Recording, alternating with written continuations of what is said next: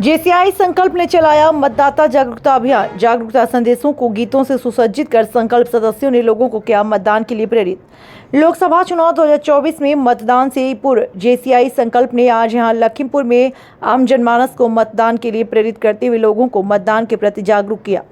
उल्लेखनीय है, मतदाता जागरूकता अभियान के तहत संकल्प सदस्यों ने 100% मतदान के स्लोगन बनाकर जहां एक तरफ मतदान की अनिवार्यता पर बल देते हुए लोगों को मतदान के लिए प्रेरित किया, वहीं जानकारी देते हुए बताया कि यदि वोटर पर्ची नहीं मिली तो मतदाता किसी का इंतजार किए बगैर किस प्रकार अपने पोलिंग बूथ की जानकारी अपने मोबाइल से एक SMS से प्राप्त कर सकता है। संकल्प सदस्यों ने बताया कि निर्वाचन आयोग की वोटर हेल्पलाइन 1950 पर अपने मोबाइल से ऐसी स्पेस अपना मतदाता पहचान नंबर टाइप करना है और सेंड कर देना है। उसके बाद मोबाइल पर ही बूथ संख्या, मतदान क्रमांक मोबाइल पर ही मिल जाएगा, जिस पोलिंग अधिकारी को बताकर मतदान किया जा सकता है। मतदाता जागरूकता कार्यक्रम में संकल्प के संस्थापक पूर्व अध्यक्ष रूपाली शुक्ला ने मतदाताओं को प्रेरित करते हुए कहा, सारे काम छोड़ दो, सबसे पहले वोट दो।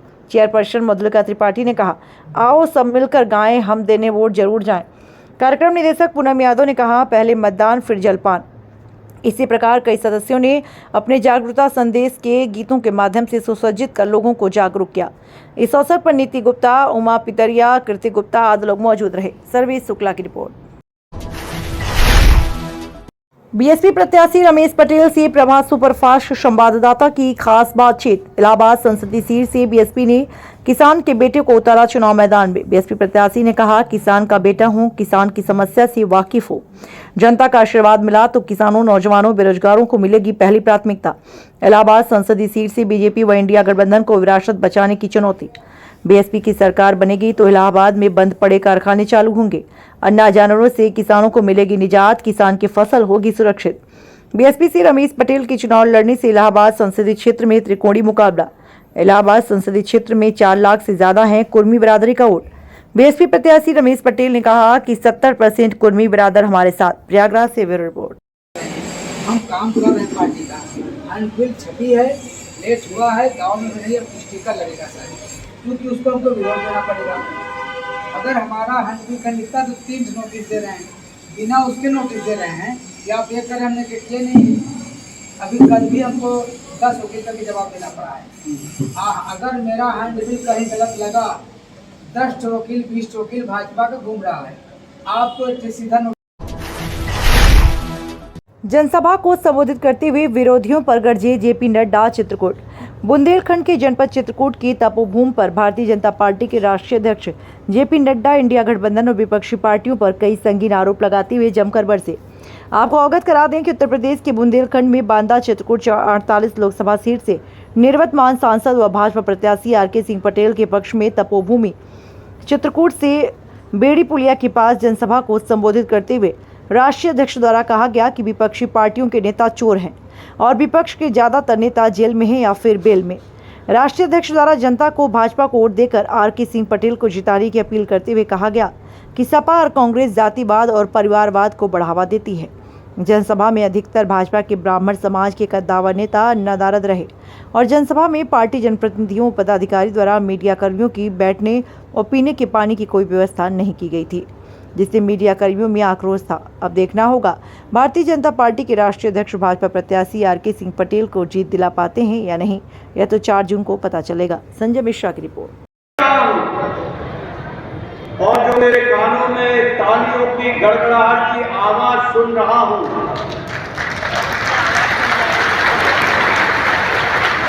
वो मुझे आश्वस्त कर रही है कि आप लोगों ने यहां से आर.के. सिंह पटेल जी को फिर से सांसद के रूप में दिल्ली भेजने का मन बना लिया।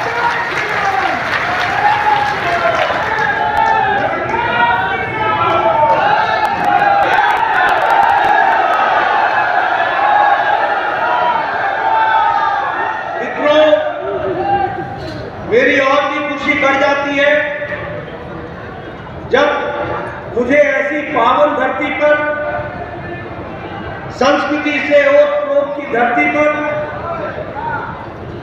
और जिस धरती पर, पुण्य धरती पर प्रभु श्री राम 11.5 वर्ष जिन्होंने वास किया हो, ऐसी पवित्र धरती पर आने का सौभाग्य मिले, मैं ऐसी धरती को बारंबार नमन करता हूं।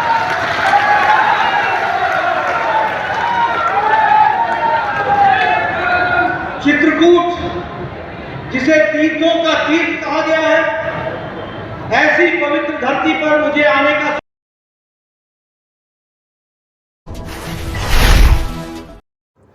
कांग्रेस पार्टी को एक भी वोट देने का मतलब आने वाली पीढ़ी का सर कलम कराने के बराबर। गणेश केसरवानी महापौर, जो भारतीय संस्कृति को समाप्त करने वाले लोग हैं, वोट के माध्यम से नेस्तनाबूद कर दीजिए। गणेश केसरवानी।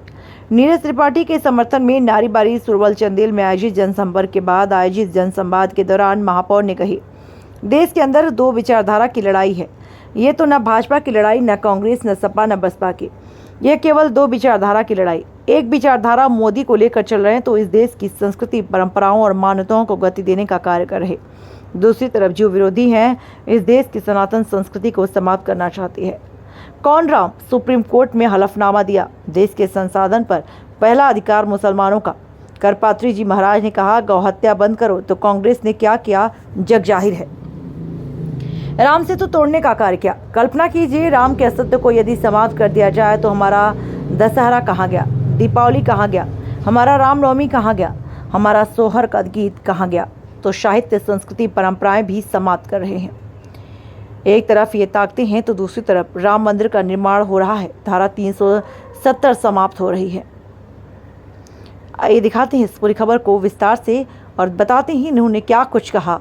साथ ही में भाजपा जिला मीडिया प्रभारी दिलीप कुमार चतुर्वेदी, हीरालाल भोला तिवारी, रत्नाकर सिंह पटेल, शरद गुप्ता आदि लोग मौजूद भी रहे। प्रयागराज से ब्यूरो रिपोर्ट। लड़ाई केवल और केवल दो विचारधारा की लड़ाई है। एक विचारधारा मोदी जी लेकर के चल रहे हैं, जो इस देश की संस्कृति, परंपरा, मान्यताओं को गति देने का काम कर रहे हैं, और दूसरी तरफ जो विरोधी है, वो इस देश की सनातन संस्कृति को समाप्त करना चाहती है। कौन राम? सुप्रीम कोर्ट में हलफनामा दिया। देश के संसाधन पर पहला अधिकार मुसलमानों का। करपात्री जी महाराज ने कहा कि गौ हत्या बंद करो, तो कांग्रेस ने उस पर धर्म गोलियां चलाने का काम किया और राम सेतु तोड़ने का काम किया। अब कल्पना करिए, राम के अस्तित्व को अगर समाप्त कर दिया जाए तो हमारा दशहरा कहाँ गया, हमारा दीपावली कहाँ गया, हमारा रामनवमी कहाँ गया, हमारा जो सोहर का गीत है वो कहाँ चला गया। तो साहित्य भी हमारा समाप्त, संस्कृति भी हमारा समाप्त, हमारी परंपराएं भी समाप्त। एक तरफ वो ताकत है और दूसरी तरफ वो ताकत है जो राम मंदिर बनवा रही है, धारा 370 समाप्त कर रही है, इस देश की संस्कृति, परंपरा, मान्यताओं को पूरी दुनिया के अंदर स्थापित कर रही है। आज पूरी दुनिया जब इसकी चीज को योग करती है तो एक भारतीय नागरिक होने के नाते हमको गर्व की अनुभूति होती है। जब सऊदी अरब के अंदर भगवान राम का मंदिर बनता है तो हमको गर्व की अनुभूति होती है। एक वो ताकत है जो पूरी दुनिया के अंदर भारत की संस्कृति को स्थापित कर रही है, और दूसरी वो ताकत है जो भारत के अंदर ही भारत की संस्कृति को समाप्त करना चाहती है। तो मित्रों, आप सब लोगों को चुनना है। हम न तो नीरज त्रिपाठी के लिए, हम न तो मोदी जी के लिए, हम न तो योगी जी के लिए, इसके लिए जो है आप काम नहीं कर रहे। आप भारत की संस्कृति, परंपरा और मान्यताओं को बचाने वाले सिपाही हैं, और इसलिए मेरा आग्रह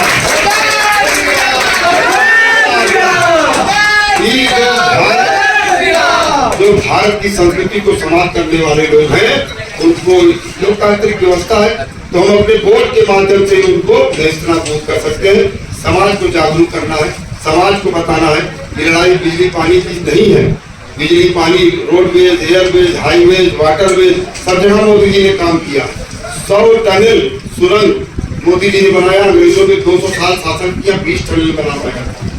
ऐतिहासिक विकास के काम भी हुए। 800 ऐसे हमारे जो जीर्णशील पुरातन संस्कृति के चेतना केंद्र थे, जो मंदिर थे, उन 800 मंदिरों का जीर्णोद्धार मोदी जी ने कराया। काशी और राम मंदिर आपके सामने है, विंध्यवासिनी माई का धाम देख रहे हैं, और महाकाल का दरबार भी आप सब लोग देख रहे हैं। कोई ऐसा काम नहीं है, तो चाहे बुनियादी विकास का काम हो, बिजली का काम हो, सड़क आप देख रहे हैं। हमें भी, मैं ट्रांसपोर्टर था, इलाहाबाद से जब ट्रक हमारी चलती थी तो सुबह चलती थी तो रात में यहाँ पहुंचती थी 4 घाट, और ड्राइवर यही सो जाता था। आज 15 मिनट में वो 4 घाट क्रॉस करते हैं। तो ये जो ऐतिहासिक विकास के काम मोदी के अलावा कोई दूसरा कर नहीं सकता, और भारत की संस्कृति परंपरा मान्यताओं को बचा कोई दूसरा कर नहीं सकता। इसलिए मोदी जी के साथ सबको खड़ा होना है, और मोदी जी के लिए पूरे समाज को खड़ा कर देना है।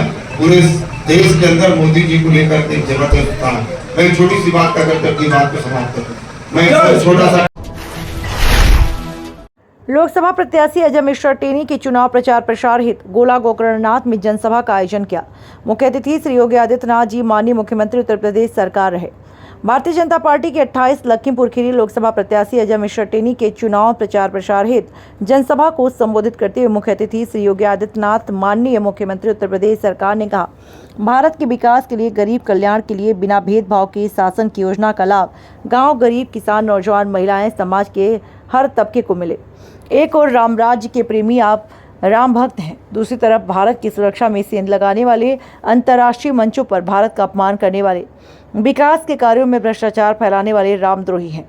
रामपुर में सेना के कैंप पर हमला करने वाले आतंकवादियों के मुकदमों को इस समाजवादी पार्टी ने वापस लिया था। जैसे आज अयोध्या बनी है, जैसी काशी विश्वनाथ धाम आज जगमगा रहा है, ऐसे ही छोटी काशी को भी, बाबा गोला गोकर्णनाथ की पावन धरती को भी हम लोग इस सुंदरीकरण के साथ कॉरिडोर से जोड़ने का काम करने जा रहे हैं। ये केवल राम भक्त कर पाएंगे, रामद्रोही नहीं कर पाएंगे। 12 करोड़ किसानों को प्रधानमंत्री किसान सम्मान निधि का लाभ, 12 करोड़ गरीबों को घर में शौचालय, 10 करोड़ गरीबों को घर में प्रधानमंत्री उज्ज्वला योजना के अंतर्गत गैस कनेक्शन दिया, 4 करोड़ गरीबों को मकान बनाकर दिया। कांग्रेस और समाजवादी पार्टी के समय में इन्हीं सब योजनाओं में बंदरबाट करते थे, जिससे गरीब को इन योजनाओं का लाभ नहीं मिल पाता था। आइए दिखाते हैं पूरी खबर विस्तार से। सर्वेश शुक्ला की आपकी आस्था के साथ खिलवाड़ करने वाले वे रामद्रोही भी हैं, जो रामद्रोही राम मंदिर का विरोध पहले भी करते थे और आज भी कर रहे हैं। ये अंदर बहुत स्पष्ट आपको दिखाई देगा। या समाजवादी पार्टी का एक चरित्र आपने देखा है, ये पहली बार नहीं हुआ। समाजवादी पार्टी को एक और राम भक्तों पर गोली चला दी गई और दूसरी तरफ राम मंदिर पर, अयोध्या में राम जन्मभूमि पर, काशी में संकट मोचन मंदिर पर, लखनऊ, वाराणसी और अयोध्या की कचहरियों पर, सीआरपीएफ कैंप, रामपुर पर हमला करने वाले आतंकवादियों के मुकदमों को ये समाजवादी पार्टी वापस लेने का कुछ प्रयास की थी। इनकी मंशा तो वही थी, वो तो आप हैं कि आपने इन मंसूबों को पूरी तरह धराशायी रख कर दिया है, अन्यथा ये लोग आपकी सुरक्षा को सेल लगा देते। और मुझे बताते हुए प्रसन्नता है। अच्छा मुझे बताओ, आप में से कितने लोग हैं जिन्होंने अयोध्या में राम मंदिर का दर्शन किया है? काफी बड़ी संख्या है, काफी बड़ी संख्या है। और संदेह नहीं, लेकिन इसके लिए अगर भारत में जो परिवर्तन आया है, ये सच है, मोदी जी का नेतृत्व है, लेकिन श्रेय आपको है, क्योंकि आपका एक वोट मोदी जी को मजबूती दिया है। और इसीलिए इस अभियान को और मजबूत करने के लिए आज हम सब आपके पास आए, आपसे कहने के लिए कि आप सभी लोग अपने वोट की कीमत को समझें। आपका एक वोट देश की तस्वीर और तकदीर को बदलने में निर्णायक साबित हुआ है। आगे इसको और मजबूती के साथ आगे बढ़ाना है। और बहनों भाइयों, इसीलिए आज हम सब आपके पास आए हैं। आपके पास इसीलिए आए हैं कि यहाँ पर विकास के लिए हमारे जनप्रतिनिधि मिलकर कार्य कर रहे हैं। कांग्रेस, सपा, बसपा, इन सबको आपने खूब मौका दिया। मेडिकल कॉलेज में लोग तो नहीं बना पाए, हाईवे तो नहीं बना पाए, पर्यटन विकास के कार्य को नहीं कर पाए। इन लोगों के द्वारा यहाँ पर कोई भी रेलवे ओवरब्रिज बनाने का काम नहीं हुआ, किसी भी मंदिर के पुनरुद्धार के लिए पैसा नहीं दिया गया। आज सबके लिए डबल इंजन की भाजपा की सरकार पैसा दे रही है और पैसे की कोई कमी नहीं है। विकास कार्य के लिए, गरीब कल्याण के लिए कोई कमी नहीं है। आपको इस बात का आश्वासन देते हुए आपसे अपील करूंगा आपने 14 और 19 में से टेली को चुनाव जिता करके लेता है। आज फिर मैं आपसे अपील करने के लिए आया हूं, मोदी जी को तीसरा कार्यकाल भारत को दुनिया की एक महाशक्ति के रूप में स्थापित करने के लिए देने के लिए यहां से उत्तर प्रदेश से 80 की 80 सीटों पर कमल खिलाने का कार्य हम लोग कर रहे हैं। 80 सीट पर 80 कमल की माला, और उसमें से लखीमपुर खीरी भी एक है। इसलिए कमल खिलाना यह हम सब का दायित्व है। आप सहमत हैं? सहमत हैं? कमल खिलेगा। कमल कब खिलेगा बहनों और भाइयों? जब आप आज के बाद से लेकर के, आज हो गई 9 मई है ना, आज 9 मई है, 10, 11, 12 3 दिन का समय है आपके लिए प्रचार करना। आप अगर घर घर जाएंगे, एक एक मतदाता से अपील करेंगे कि भाई देखो ये सामान्य चुनाव नहीं है, आत्मनिर्भर और विकसित भारत का चुनाव है। हर गरीब के चेहरे पर खुशहाली लाने के लिए, हर नौजवान के हाथ को रोजगार देने के लिए, हर महिला को स्वावलंबन की ओर अग्रसर करने के लिए, हर किसान को खुशहाल करने के लिए ये चुनाव है जिसपे हमें विकसित भारत बनाना है। इसके लिए मोदी जी आवश्यक हैं, कमल चुनाव चिन्ह आवश्यक है, अजय मिश्रा टेनी आवश्यक है, और इसके लिए हम सब आपके पास आए हैं। आप करेंगे? घर घर